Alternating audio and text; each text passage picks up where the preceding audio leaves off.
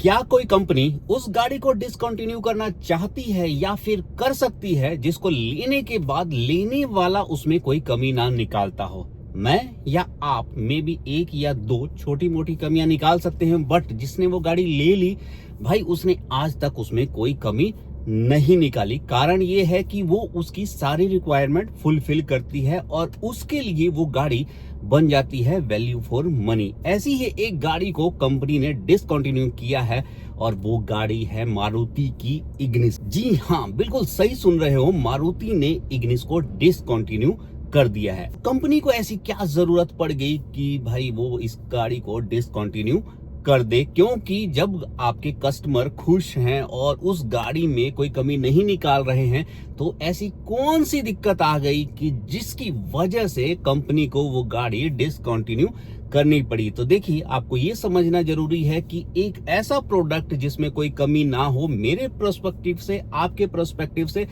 ऐसा जरूरी नहीं है कि वो गाड़ी कंपनी के लिए भी वर्थ इट हो।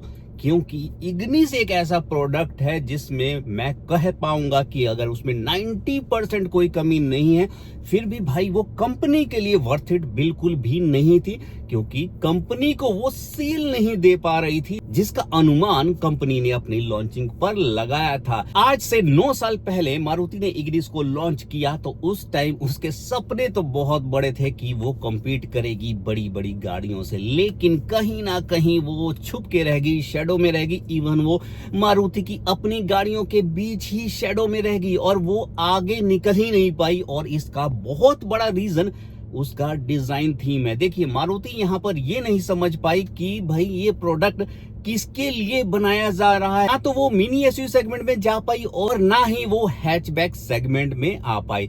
मतलब वो बीच बीच का प्रोडक्ट बन गया। देखिए, अगर मैं गाड़ी लेने जा रहा हूं, मैं 7 लाख रुपए लगा रहा हूं और मैं लाने के बाद अगर कोई थर्ड पर्सन आके बोल दे कि भाई ये क्या है, या हैचबैक है या मिनी एसयूवी सेगमेंट में है, तो मेरे पास उसका जवाब होगा ही नहीं।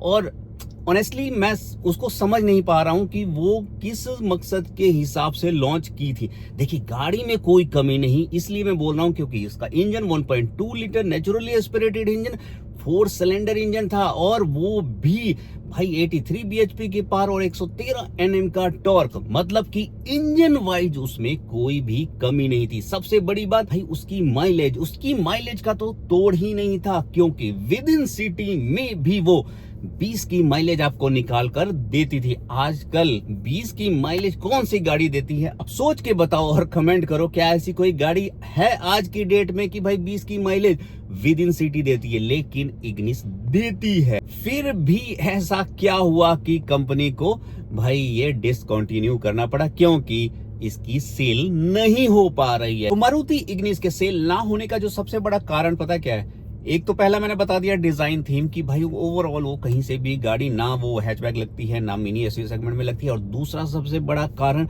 कि कोई भी मेजर अपडेट नहीं आया था पिछले 9 सालों में। जैसी गाड़ी पहले थी वैसे ही आज की डेट में है। देखिए, इस कंपटीशन में अगर मारुति को रहना है तो हर 2 से 3 साल में अपडेट तो लाने पड़ेंगे। देखिए, मारुति इग्निस को आप साइड में रखिए, आप टाटा पंच का एग्जांपल ले लिए भाई, अभी रिसेंटली उसका एक मेजर फेसलिफ्ट आया। आप देखिए कि कितना, कहां से जब लॉन्च हुई थी टाटा पंच और आज बहुत बड़ा मेजर डिफरेंस है।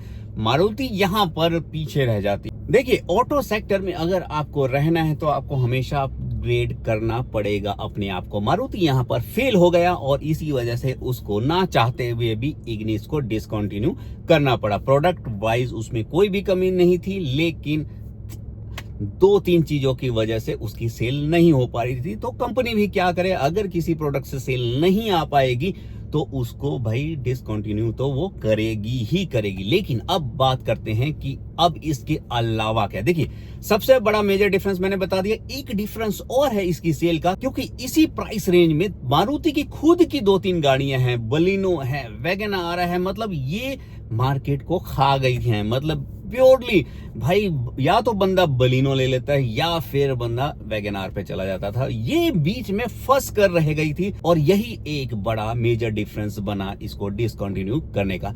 अब बात करते हैं, क्या डिसकंटिन्यू करने के बाद मारुति किसी नए प्लान के साथ आएगी?